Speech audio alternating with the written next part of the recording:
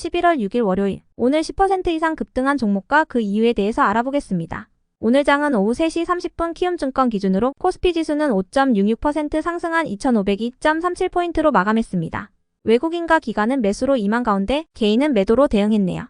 한편 코스닥 지수는 7.34% 상승한 839.45포인트로 마감했습니다.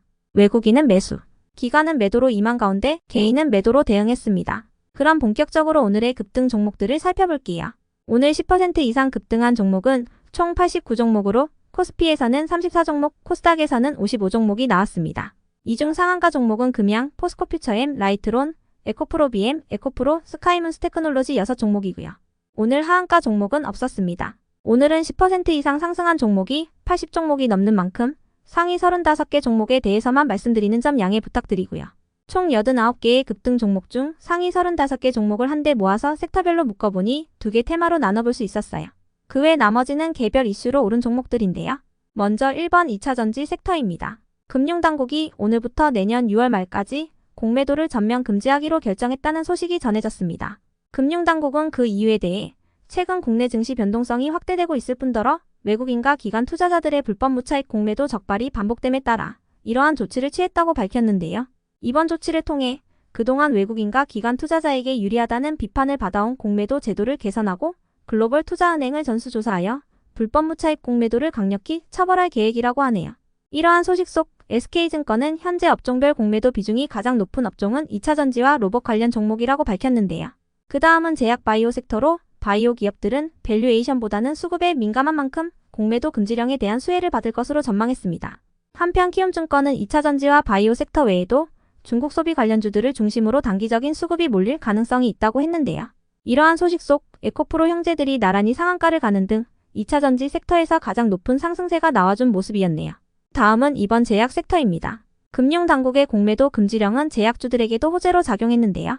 그 중에서도 종근당은 오늘 노바티스와의 임상개발 및 상업화 권리에 대한 기술 수출 계약을 체결했다고 공시했습니다. 계약금은 8천만 달러로 종근당은 한국 돈으로 약 1,000억 원을 우선 수령하고 향후 개발 및 허가 단계에 따라 1조 6천억 및 매출액에 따른 판매 로열티를 수령할 예정이라고 밝혔는데요. 이번 계약으로 노바티스는 종근당의 CKD510의 개발과 상업화에 대해 한국을 제외한 글로벌 독점적 권리를 갖게 되었다고 하네요. 이러한 분위기 속 종근당을 중심으로 제약기업들 일부가 시장에서 부각되었습니다. 그 외 나머지는 개별 이슈로 오른 종목들인데요.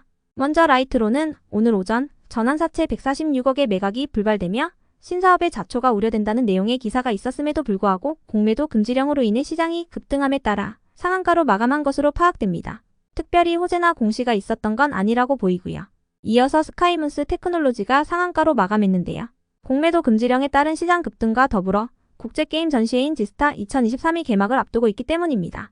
이번 지스타 2023의 전시 규모는 총 3,250부스로 코로나 직전에 열렸던 지스타 2019보다 더 많은 부스를 통해 역대 최대 규모로 개최될 예정이라고 하니 참고해 주시고요. 한편 HMB디자인의 오늘 급등 이유는 파악되지 않았지만 HMBDG는 저번 주 금요일 장마감 후 JW에셋 매니지먼트 주식회사로부터의 경영권 분쟁 소송 공시 및 운영자금 확보 목적의 3자 배정 유상증자 결정 공시가 있었던 종목이니 체크해 주세요. 다음으로 카카오뱅크가 상승했는데요. 카카오는 최근 SM 인수 과정에서의 시세 조종 혐의를 받고 있어 오늘 비상경영회의를 가진 것으로 알려졌습니다. 이번 회의에는 카카오 창업자인 김범수 센터장 및 주요 공동체 대표이사 20여 명이 참석했으며 특히 윤 대통령이 지적했던 카카오 모빌리티의 독과점 논란과 관련한 논의도 진행되었다고 전해졌는데요. 해당 소식에 카카오를 비롯한 카카오그룹주들이 정상화 기대감을 잊고 강세를 보였습니다. 이어서 위즈윅 스튜디오가 상승했는데요. 메리츠증권에서 2024년부터 방송 및 컨텐츠 업종이 턴어라운드를 할 것으로 전망한 가운데 미국향 한국 앨범의 수출액도 이미 2022년의 연간 수출 금액을 초과했다고 분석했기 때문입니다. 이러한 소식 속 공매도 금지령에 대한 수혜 기대감도 동반되면서 컨텐츠 및 메타버스 관련주인 위즈윅 스튜디오가 강세를 보여주었네요. 한편 한성크린텍의 오늘 급등 이유는 파악되지 않았습니다. 다음으로 한국알콜은 저번 주 금요일 장마감 후 트러스톤 자산운용 주식회사가 이사의 의사록 열람 및 등사 허가 소송을 제기했다고 공시하면서 경영권 분쟁 기대감에 시간의 강세를 보였던 종목인데요. 트러스톤은 국내 대표적인 행동주의 펀드로 이에 대해 한국알콜 측은 법적 절차에 따라 대응할 예정이라고 밝힌 바 있습니다. 해당 소식 속 경영권 분쟁 기대감이 지속되면서 한국알콜이 오늘 정규장에서도 강세를 이어간 모습이었네요. 끝으로 레인보우 로보틱스는 오늘 공매도 금지령 속에서 2차전지 및 로봇주들이 수혜 기대감을 입은 가운데 삼성의 웨어러블 로봇인 보핏이 출시를 앞두고 있다는 소식도 호재로 작용되었습니다. 삼성전자는 레인보우 로보틱스의 대주주로 있습니다. 여기까지 오늘 10% 이상 급등한 종목들을 알아보았습니다. 내일도 성투하세요.